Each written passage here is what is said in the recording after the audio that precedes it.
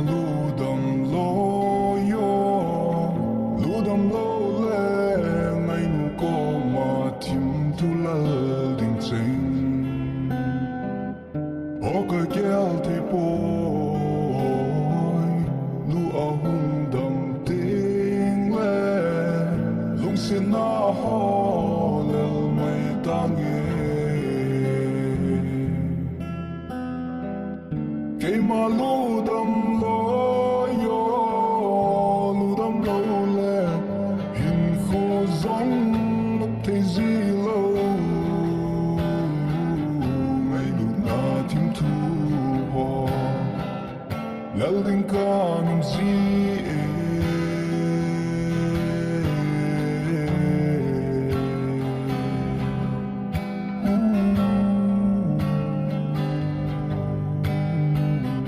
May nung day na soma Melkamuni apat lunggil alam dangta Lungsid hipinten Hibang nga ay hingolzi Geldan ahasay day ni het bimay zinta Luma hong lang zit mo Hinggal ti mo Ngay nun zong Pakhom di nilong na Pakhom zing zing hite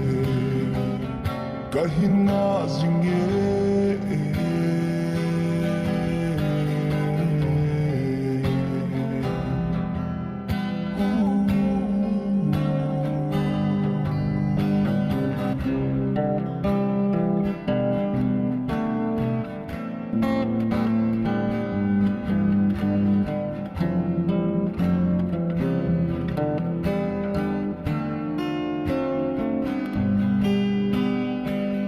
Lungsid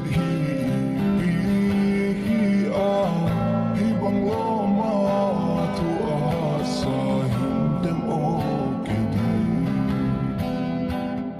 Geldan ka timpoy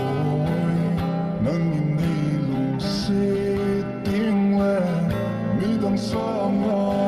hoy zo pazo akalung sidin Lungsidin na yatimo